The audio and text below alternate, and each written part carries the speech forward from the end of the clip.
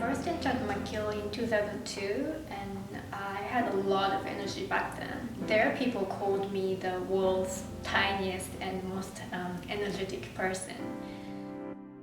In July and August 2004, I was working at a department store in Japan, and I noticed that I was feeling very tired by the evenings. And one day I had a date with my crush to go see fireworks after work, but I had to cancel it because I was so tired. But I didn't think it was anything serious. It was just, fatigue, and I thought, maybe I should train myself to be stronger or something. I realized that I didn't have as much energy as I used to, and also I couldn't focus on studies. I just couldn't concentrate at all, and I thought I was just being lazy. One morning I woke up and I felt very sick. It was like I thought I had flu. So I rested that day, and several days passed, but nothing was getting better. I still had that flu-like feelings. So I went to the school clinic, but they found nothing. So I thought I had to push more, and every day I tried to get better and tried to do some work, but I just couldn't think or function, and I couldn't even keep myself sitting. I didn't know what was going on.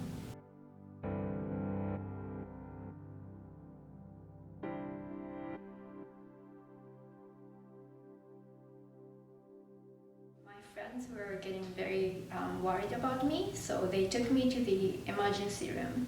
Again, nothing was found. The doctor there said, maybe you're stressed out, you should go home and relax. But I knew that it wasn't just the stress, it was more like some virus hitting me, because I felt very sick. And in mid-October, my mother came to visit me from Japan, and she saw me very ill, and she was like, "Oh, you should come home and take a break from school and get rested at home." And I agreed, because nothing was working. And so I thought I would be coming home in a month or so, and never imagined being sick for another 13 years. After I got home in Japan, all the medical tests were performed on me, but nothing abnormal was found. And because there was nothing wrong with my body, many doctors, including my own father, they thought that I had a mental disorder. And they kept asking whether or not whether I had a depression, and if there was something wrong in my life. But I just couldn't think of anything. I was just doing happily in school. Maybe I was stressed a bit, about school, but it's normal. I didn't feel depressed, and it just didn't sound right when they said you have depression. My condition continued to deteriorate, so I became bedbound 24/7, and I was just lying on the bed, but I was extremely tired. I was resting, but I wasn't resting. It felt like there was 100 times the gravity, and I was continuously pulled down to the hell. And I even thought I was really cursed, And I didn't even have energy to talk. After about a year, my condition was diagnosed as chronic fatigue syndrome, or myalgic encephalomyelitis, or MECFS in short. I was happy that there was a name for my condition, but even with the diagnosis, there still is no known cure or treatments for the disease. So my family and I had to come up with our own way to treat this disease. We went to a lot of different doctors and tried many different therapies, and including some spiritual and energy healings. And I even went to see exorcist. We spent a fortune on supplements and other therapies. Like we spent so much money to treat me. But even with that, all the expenses, nothing seemed to be working.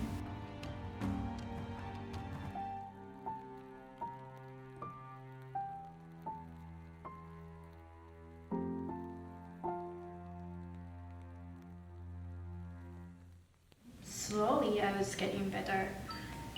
I was able to see my friends and enjoy my life, but for a long time, more than 10 years, I was still housebound almost all the time, and I couldn't function for more than 3 hours straight. And I kind of assumed that my life would stay like that forever. But in 2016, my father died from leukemia. And the day before he passed away, I was talking with him. Actually, he couldn't talk, but I could see that he was trying to say something. And it was like a telepathy moment, I just told him, "Oh my God, Dad, I'm so sorry. I'm gonna try hard to get my life back." And after he passed away, I contemplated what I really want in my life, and I realized I still had passion to pursue studies in human body. So it was a long shot, but I just sent an email to McGill and asked if I could come back.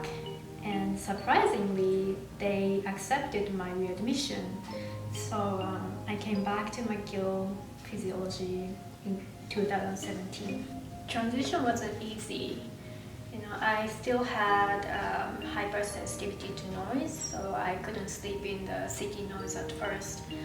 And also, I hadn't studied for 13 years, so in class I was kind of panicking.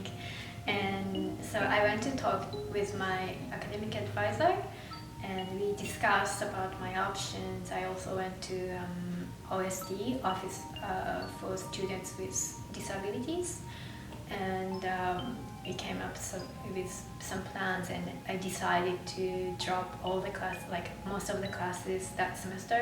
I only took one class. So I was getting used to the city noise eventually, and I remembered how to study, and I was finally making some transition back into school life. But every semester I had some problems associated with my condition. But whenever problem arose, I always sought for help, and actually everyone really helped.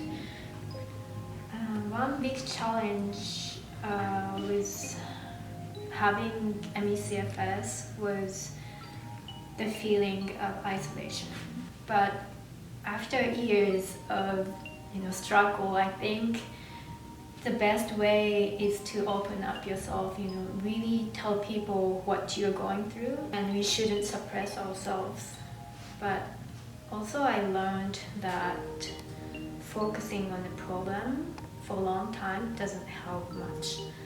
So whenever there's a problem or stress, I get mad or sad. I cry and cry, and I curse for a short time of period, and then I move on. I try to move on, and I think it's very easy for me to be happy because I was bedbound for a long time, and once I dreamed of just walking, dreamed of going to see flowers, and now I can do all that, so it's easy for me to be happy again.